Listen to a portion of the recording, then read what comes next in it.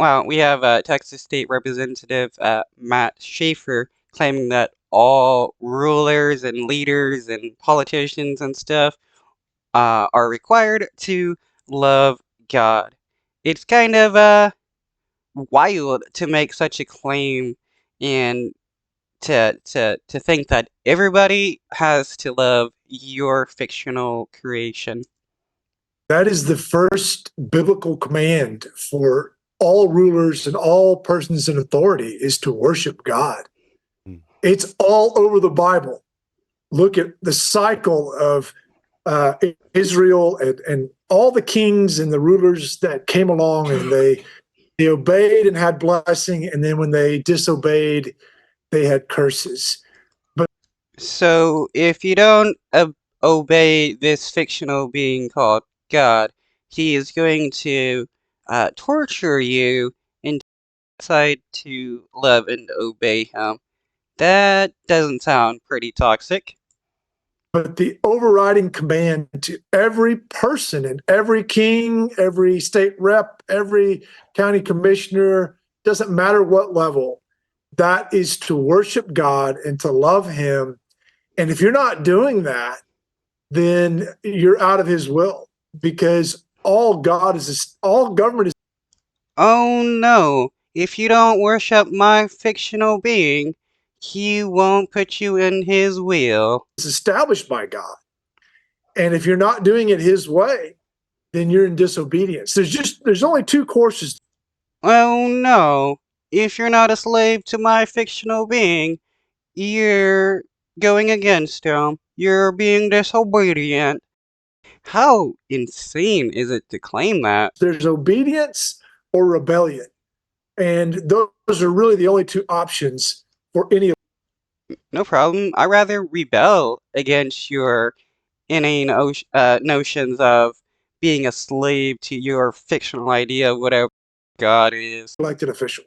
We, the people, form the authority for government in the United States, which means we have to be stewards of that. You know, the Great Commission, go into all the nations, it doesn't stop at the Capitol steps. It doesn't stop at the courthouse. You got to go inside. Yeah, people like this dude, they're so insane that they think they should make everybody in the world believe the same thing that they do. And surprise, surprise, not a single Christian can agree on what God is, wants, or desires. Inside the courthouse. You got to go inside the Capitol.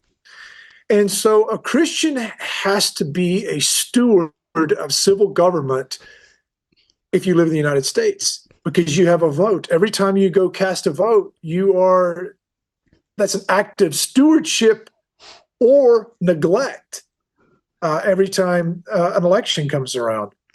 So Christian must think thoughtfully about that. I think there are very practical issues like the issue of abortion. I wonder what he would say if somebody were to bring up the curse of bitter waters, a potion that created by the priest. If a husband suspects his wife of cheating, he can take her to the priest, accuse her of cheating. The priest would create a potion of bitter waters, taking a little bit of holy water and some dirt and stuff from the ground.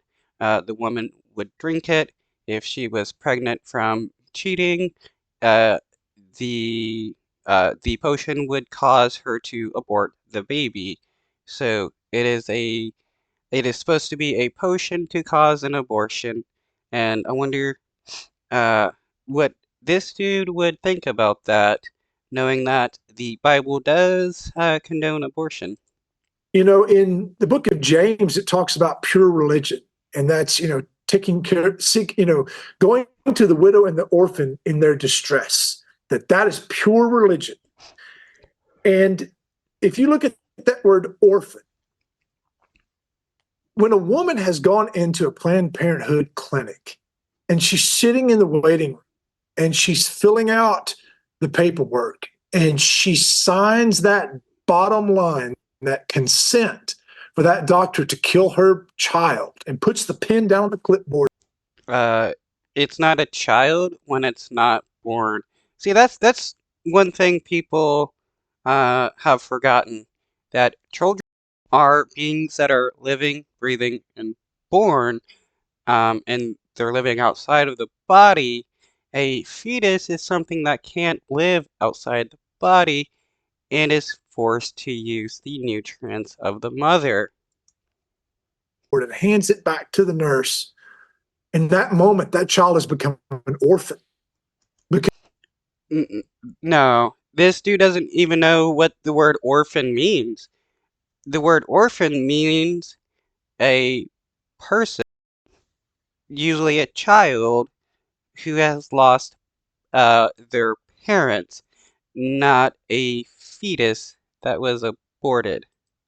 Because no earthly mother or father stands there to protect that little girl or little boy anymore. And Okay, then why doesn't your God do something about it?